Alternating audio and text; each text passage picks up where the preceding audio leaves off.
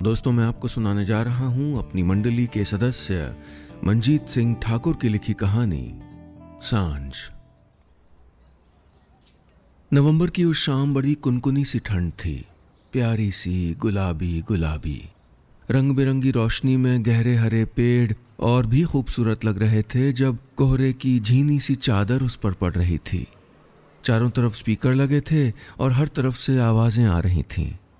एक तरफ साहित्यकार किसी किताब पर चर्चा कर रहे थे और दूसरी तरफ किसी और मंच पर दो बुद्धिजीवी बहस में झगड़ने लग गए थे।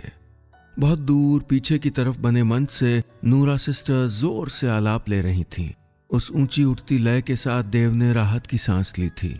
दिल्ली में साहित्यिक उत्सव उस जगह आयोजित किया गया था जहां जनपद राजपथ को काटता है और फिलहाल ये कार्यक्रम अपने तयशुदा अंदाज में चल रहा था। इस मंच से उस मंच दौड़ते दौड़ते उसकी पिंडलियां अकड़ने लगी थीं। उसने अनामिका का हाथ पकड़ा और खींचकर अपने साथ ले गया। चलो तुम्हें खास किस्म की चाट खिलाता हूं। चाट? ओह नो, मैं नहीं खाऊंगी। देव मुस्कुरा उठा। शायद अनामिका दुनिया की पहली लड़की थी जो चाट खाने के लिए मना कर रही थी। उसने इसरार करते हुए कहा, अरे आओ तो सही। समारोह के अहाते में ही हरी रोशनी से जगमगा रहे एक गुलमोहर के पेड़ के नीचे एक छोटी सी दुकान लगी थी।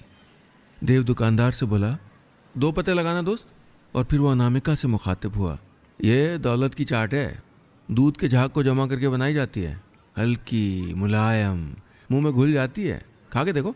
अनामिका भी पुरानी दिल्ली की इस अनोखी चाट की तारीफ किए बिना रह नहीं सकी। अनामिका बैंकर थी और कोलकाता से हाल में ही दिल्ली शिफ्ट हुई थी ताकि वो देव के साथ थोड़ा वक्त बिता सके। वक्त दोनों के पास कम था, दोनों बहुत व्यस्त थे, लेकिन प्यार वक्त बिताने से ज्यादा एक दूसरे की रूह के आसपास आने से बढ़ता है।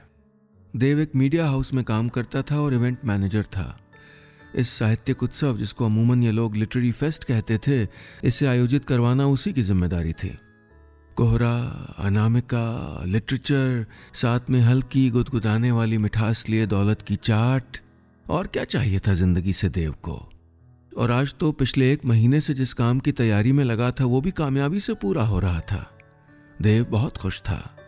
बड़े मंच पर नूरा सिस्टर्स का गाना खत्म हो चुका था। अनाउंसर ने सबको शुक्रिया कह दिया। बस 1-8 घंटे में यहाँ का काम समेट कर निकल लेगा देव। काली टी शर्ट में इवेंट टीम की एक लड़की देव के पास आकर खड़ी हो गई। क्या हुआ? देव ने पूछा। सर, हमारे स्टॉल के पास एक बूढ़े से अंकल बैठे हैं, बहुत देर से कुछ बोल भी नहीं रहे, कुछ पूछने पे बता भी नहीं रहे। सर, सारा सामान समेटना है। लड़की थोड़ी चिंतित लग रही थी। अच्छा चलो। देव थोड़ा झल्ला गया, पर मन के भीतर के किसी कोने में उसे चिंता सी भी हुई थी। बचपन में पिता को खो चुका देव हर बुजुर्ग में उनकी झलक खोजता था। आज उसका मन कुछ अजीब से इशारे कर रहा था। देव तेज चलता हुआ उस स्टॉल के पास पहुंचा जो उसका मेकशिफ्ट दफ्तर था। कार्यक्रम खत्म हुआ तो बारात विदा होने के बाद जैसी स्थिति थी। अचानक सारे स्पीकर बंद होने और आधी बत्तियां बुझ जाने से माहौल भारी भारी लगने लगा था। लोग उठकर चले गए थे। कुछ एक लोग बातें करते हुए पीछे छूट गए थे, लेकिन वे लोग भी आहिस्ता आहिस्ता दरवाजे की तरफ बढ़ रहे थे। देव उस बुजुर्गवार के पास जाकर रुक गया। बुजुर्ग के सर के सारे बाल उलझे हुए थे। सफेद खादी का कुर्ता और धोती, हाथों की उंगलियां एक दूसरे में फंसाए न जाने किधर घूर रहे थे। देव ने तिरछी निगाहों से उधर देखा और ये सोचते हुए कि शायद थोड़ी देर बैठकर ये बुजुर्ग चले जाएंगे, उनको नजरअंदाज करने की कोशिश की और सामान की पैकिंग पे ध्यान देने लगा। धीरे धीरे उस जगह से कुर्सियां चली गईं, टेंट वाले सारा सामान ले गए। सारे बुक स्टॉल बंद हो ही गए थे। वो मुलायम मिठास वाली चाट की दुकान भी चली गई। सामान से भरा आखिरी ट्रक निकल गया तो वो उस बुजुर्ग के पास आया जो बस यूं ही बैठे थे, अकेले। उसकी टीम की वो काली टी शर्ट वाली लड़की बार बार उस बुजुर्ग से कभी पानी तो कभी चाय पूछ रही थी, लेकिन वो कुछ बोल नहीं रहे थे। देव ने उस लड़की से पूछा, क्या वो कोई आया नहीं इनके घर से? उसकी आवाज में अभी भी थोड़ी बेतकल्लुफी थी। नहीं सर, इनको तो कुछ भी पता नहीं। लड़की की आवाज में चिंता थी। क्या मतलब? अगर घर से कोई नहीं आया तो बेटे का नंबर लो, बेटी का नंबर लो, फोन करो, या अगर एड्रेस बताते हैं तो मैं गाड़ी के लिए बोल देता हूँ, देव ने कहा। हाँ, और अगर गाड़ी नहीं मिले तो हम इनको घर तक छोड़ देंगे, देव की प्रेमिका अनामिका ने कहा। हाँ मैम, हमने भी यही सोचा था, बट अंकल कुछ बोलते ही नहीं। व्हाट यू मीन कुछ बोलते नहीं का क्या मतलब है यार? देव झल्ला गया। अनामिका ने आकर उसका हाथ पकड़ लिया। वो जानती थी कि देव इस इवेंट के चक्कर में बहुत अधिक तनाव में रहा है। देव को बहुत बुरा लग रहा था।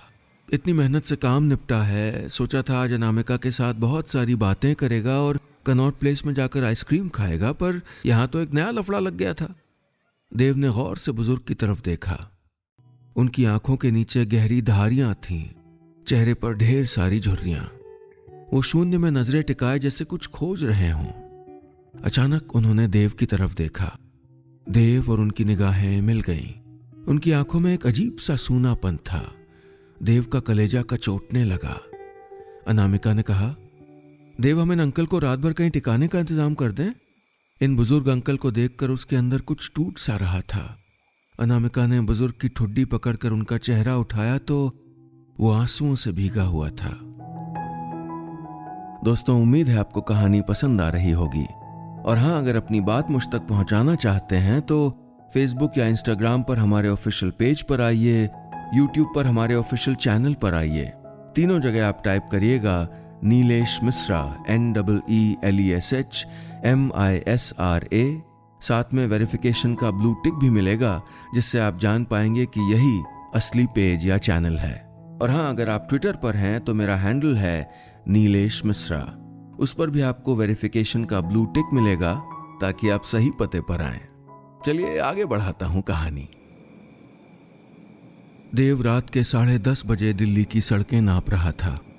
साथ वाली सीट पर अनामिका और पिछली सीट पर बैठे बुजुर्ग दोनों खामोश थे। पहाड़गंज से लेकर आसपास के तमाम इलाकों में, धर्मशाला से लेकर होटल तक खोज लिए गए, लेकिन हर जगह आई कार्ड मांगा जाता था और बुजुर्गवार के पास कुछ भी नहीं था। उन्हें कुछ याद नहीं था या कुछ बोलना नहीं चाह रहे थे, लेकिन चुप थे लगातार। कई बार जबान खामोश रहती है पर आंखें बहुत कुछ बोल जाती हैं। बुजुर्ग की आंखों से रिश्ता पानी, दर्द की गहरी कहानी सा था। देव रियरव्यू मिरर में उनको देख रहा था। अंकल, घर में कुछ बुरा हो गया है क्या? अनामिका ने बहुत मुलायम अंदाज में पूछा। बुजुर्ग चुप ही रहे। देव और अनामिका के पास कोई और चारा नहीं था। देव ने अपनी कार अब घर की तरफ मोड़ दी थी। कार कोई आधा किलोमीटर आगे बढ़ी कि अचानक देव ने यू टर्न ले लिया। क्या हो, वापस क्यों चल रहे हो? अनामिका ने पूछा। मेरे एक परिचित है, मुनीरका में ओल्ड एज होम चलाते हैं। जब तक इनके घर का पता नहीं चलता मैं वहां टिका देता हूँ। ये राय अनामिका को बहुत पसंद आई। पहले फोन तो कर लो। देव के वो परिचित अपने ओल्ड एज होम में ऐसे लोगों को जगह देते थे जो बुढ़ापे में बेसहारा हो जाते हैं, जिनके सर पर छत न हो, जिनके लिए आसमान में चमकते सितारे देखना खूबसूरती का मंजर नहीं, मजबूरी का सबब होता है। वैसी जीवन की सांझ में लंबी होती परछाइयों को सामवाल जी के ओल्ड एज होम में सहारा मिलता था। सामवाल जी के ओल्ड एज होम में धर्म और जाति जैसी कोठरियों से बाहर आकर सब एक हो जाते थे। सब बुजुर्ग थे, बेसहारा थे, कुछ बीमार भी थे। समाज से और अपने परिवार से अलग कर दिए गए बूढ़े दरख्त जैसे लोग। सामवाल जी ने उन बुजुर्ग के लिए भी बिस्तर लगवा दिया। वो देव से बोले, इस उम्र में इंसान को सबसे ज़्यादा केयर की ज़रूरत होती है, बच्चों की तरह लाड़ प्यार की ज़रूरत होती है। और हम लंबी सांस खींचकर सामवाल जी ने फिर कहा, जिस बुजुर्ग को आप लेके आए हैं ना, ऐसे कई लोग होते हैं जिनकी खुद की संतानें उनको यहीं छोड़ने आती हैं। इन जैसे लोगों ने पूरे परिवार को सहारा दिया होता है और आज खुद बेसहारा है। देव उठकर खड़ा हो गया। सामवाल जी, अंकल बेसहारा नहीं है। हम इनको परिवार से फिर मिलाएंगे। बस रात भर इनका ख्याल रखिएगा। बाहर निकलता हुआ देव बस इतना सोच रहा था कि उसे तो कभी पिता का प्यार नहीं मिला, पर जिनको पिता और परिवार जैसी नेमतें मिलती हैं वो इसकी कीमत क्यों नहीं समझते। व्यस्तताओं के बीच देव को समय नहीं मिला था। फिर सामवाल जी का फोन आया तो शनिवार की शाम दफ्तर से निकलते हुए वो अनामिका के साथ ओल्ड एज होम पहुंचा। अजीब सा माहौल था, कितने ही झुर्रीदार उदास चेहरे। सामवाल जी ने ऐसे बहुतेरे मामले देखे थे। आजकल के नौजवान बच्चे बूढ़े माँ बाप को पैरों की बेड़ियां समझते हैं। कभी जिनकी उंगलियां पकड़ के चलना सीखा, बुढ़ापा आते ही उनसे हाथ छुड़ा लेते हैं। सामवाल जी बोलते बोलते रुक गए। उन्हें लगा कि आज की जनरेशन की ज़्यादा आलोचना की तो शायद देव न बुरा मान जाए, लेकिन देव तो किन्हीं और ही ख्यालों में खोया हुआ था। सामवाल जी, आखिर इनको हुआ क्या है? देव साहब, इनकी सबसे बड़ी बीमारी तो बुढ़ापा ही है, खासकर अगर इनके साथ जैसा हुआ वैसा कुछ हो जाए। सामवाल जी ने कहा। लॉन में बैठे बुजुर्गवार पता नहीं क्यों थोड़ी थोड़ी देर बाद देव की तरफ देख लेते थे। देव ने इस बार उनको अपनी तरफ देखते हुए पाया तो मुस्कुराकर अभिवादन जैसा किया। गम के साये में लिपटे बुजुर्गवार के चेहरे पर पहली दफा मुस्कुराहट की रेखा दिखी। ये कुछ बता क्यों नहीं पाते? अनामिका ने पूछा। बिटिया, इनको डिमेंशिया है, भूलने की बीमारी। किसी को भी हो सकती है। अगर शुरुआत में ध्यान न दिया जाए और अगर यह गंभीर हो जाए तो अल्जाइमर्स में बदल जाता है। कुछ याद नहीं रहता, कई बार तो अपना नाम तक। आदमी बहुत छोटी छोटी चीजें तक नहीं कर पाता। इनके बच्चों ने कोई पूछताछ नहीं की है क्या? देव ने सामवाल जी से पूछा। वो यहाँ क्यों आएंगे देव साहब? देव ने कहा, किसी का बाप खो जाए तो हाथ पे हाथ धरे तो नहीं बैठा रहेगा ना।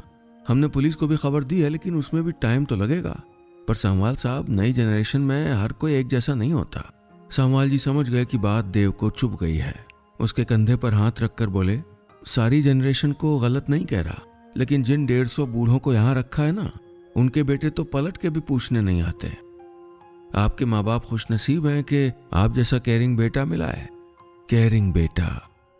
देव खामोश हो गया। ताउम्र वो अपने सर पर किसी बड़े के आशीर्वाद के लिए तरसा किया था। वो सामवाल जी से बोला, हम इनके बेटे को खोजने की कोशिश कर सकते हैं। सामवाल साहब हंस दिए, तंजिया हंसी। आप चाहें तो खोज निकालें इनके बेटे को, लेकिन उससे कुछ होगा नहीं।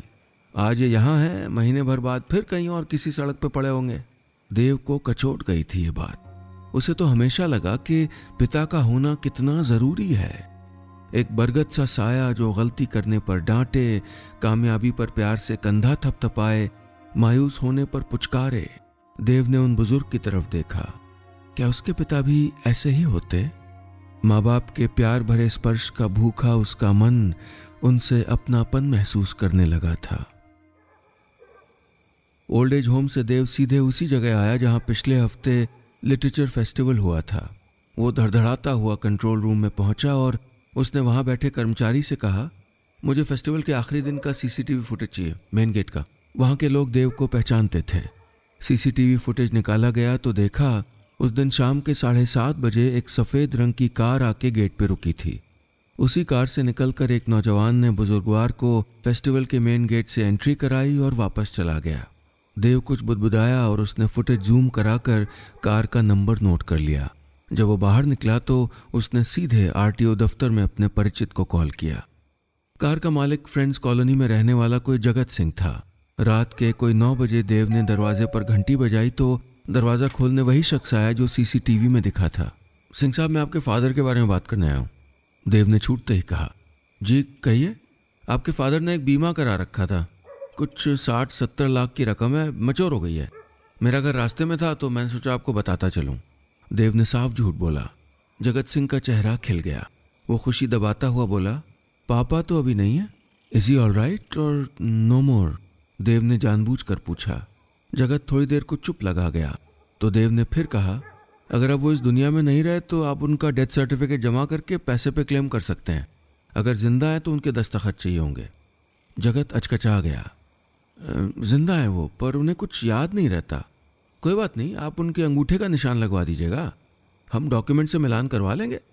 देव की बातों से तंज झलकने लगा। जगत देव को रुकने के लिए कहकर अंदर गया तो अंदर से कुछ जोर जोर से बोलने की आवाज आने लगी। शायद चर्चा इस बात पर हो रही थी कि उन्हें इतनी बड़ी रकम वाली बीमा की खबर क्यों नहीं थी। देव के चेहरे पर व्यंग भरी मुस्कुराहट आ गई। जगत बाहर आया तो बड़ी मासूमियत से बोला, असल में मेरे पिताजी अभी ना यहाँ है नहीं, प्रयागराज गए कुंभ के लिए। वापस लौट आए तो क्लेम कर लेंगे, मैं आऊँगा उनको लेके। देव ने खड़े होकर विदा लेने के लिए हाथ जोड़ दिए। दरवाजे तक जाने के बाद अचानक देव मुड़ा और उसने तीखी आवाज में कहा, जगत जी, पापा अगर कुंभ से नहीं लौटे सही टाइम पे तो मुनीरका के ओल्ड एज होम में खोजिएगा, जरूर मिल जाएंगे। जगत का सर शायद शर्मिंदगी में झुक गया। देव ने अब की बार मुलायम अंदाज में कहा, आप घर ले आएंगे ना उनको? जगत ने हाँ कहा और देव उस घर से बाहर निकला तो उसको लगा कि छाती से एक बड़ा बोझ उतर गया हो। आदमी व्यस्त हो तो वक्त पखेरुओं की तरह पंख लगाकर उड़ जाता है। जगत के घर वाली घटना के बाद से 2 हफ्ते बीत गए और आज अनामिका और देव की सगाई थी। रस्में सुबह सुबह निपटाई जा चुकी थीं और शाम को एक 5 सितारा होटल में पार्टी रखी गई थी। अनामिका की पहनाई सगाई की अंगूठी पर प्यार से उंगली फेरते हुए देव ने कहा था, सॉरी अनामिका, मेरी फैमिली की ओर से तुमको आशीर्वाद देने के लिए कोई नहीं है। अनामिका ने देव के पास आकर उसके दोनों कंधों पर अपने हाथ रख दिए। देव, शाम को सिंह साहब को बुलाए ना पार्टी में, उनका आशीर्वाद मिल जाएगा हमको। नहीं? देव को झटका सा लगा। उन बुजुर्गवार को इतना अपना समझने के बावजूद, उनका अकेलापन महसूस करने के बावजूद उनको बुलाने की बात उसे क्यों नहीं सूझी? शायद जगत के बर्ताव की वजह से। भूल सुधार करनी जरूरी थी और अभी ही करनी थी। देव और अनामिका दोनों जगत सिंह के घर पहुंच गए। दरवाजा खोलने के बाद वहीं चौखट पर खड़े जगत सिंह के चेहरे पर झल्लाहट थी। फिर क्यों आ गए किस्म का भाव था।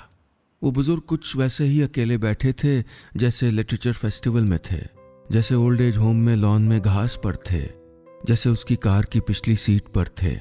जगह बदली थी पर चेहरे पर उदासी के वही काले घने बादल। पश्चिम में सूरज ढलान पर था और उसकी रंगत भी झुर्रियों से भरे बुजुर्ग चेहरे जैसी लगने लगी थी। दिन की उम्र का उतरता वाला वक्त था। किसी काम से जगत अंदर गया तो देव ने देखा कि बूढ़े अंकल आहिस्ता आहिस्ता चलते हुए दरवाजे के पास खड़े हो गए थे और एकटक देव और अनामिका को देख रहे थे। अनामिका को दुल्हन के लिबास में देखकर बुजुर्गवार हल्के से मुस्कुराए भर थे, पर उतनी ही मुस्कुराहट में मानो आशीर्वाद का दरिया बह निकला था। पर उनकी आंखों में बहुत कुछ था, उदासी, टूटन, प्यार की उम्मीद, सब कुछ। थोड़े इंतजार के बाद जगत बाहर आया तो देव ने कहा, जगत भाई, आपकी इजाजत हो तो आज हम पार्टी में अंकल को ले जाना चाहते हैं। जगत हत्थे से उखड़ गया। नहीं नहीं पापा जी, कहीं नहीं जाएंगे। देव समझ रहा था कि इसमें पिता को लेकर चिंता के बजाय गुस्सा अधिक था। चिढ़ थी देव के लिए। जगत ने सख्ती से पिता की कलाई पकड़ ली। बड़ी फिक्र है पापा जी की, तभी तो इनको कभी घर में बंद रखते हैं, कभी कहीं अकेला छोड़ आते हैं आप। अनामिका के अल्फाज कड़वे हो चले थे और देव समझ गया था कि आज जगत अपने पापा को उनके साथ नहीं जाने देगा। देव और अनामिका का मन बुझ गया, पर क्या कर सकते थे वो बुजुर्ग आखिर जगत के पिता थे। प्यार अधिकार थोड़े देता है। दोनों उठकर वापस जाने लगे कि उन्होंने देखा बुजुर्गवार अंकल ने जगत की पकड़ से अपना हाथ छुड़ा लिया। देव ठिठक गया। वो कमजोर कदमों से आगे बढ़े और आकर देव की उंगली थाम ली थी। उनकी मजबूत पकड़ देव महसूस कर रहा था।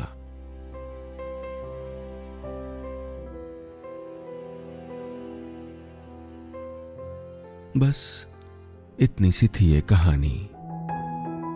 और हमारे इस YouTube चैनल को सब्सक्राइब जरूर करिएगा। सब्सक्राइब का बटन दबाइए और एक घंटी का जो निशान दिख रहा है ना, उस पर जरूर क्लिक करिए, ताकि जब भी मैं नई कहानी सुनाऊं आप तक ईमेल में तुरंत पहुंच जाए।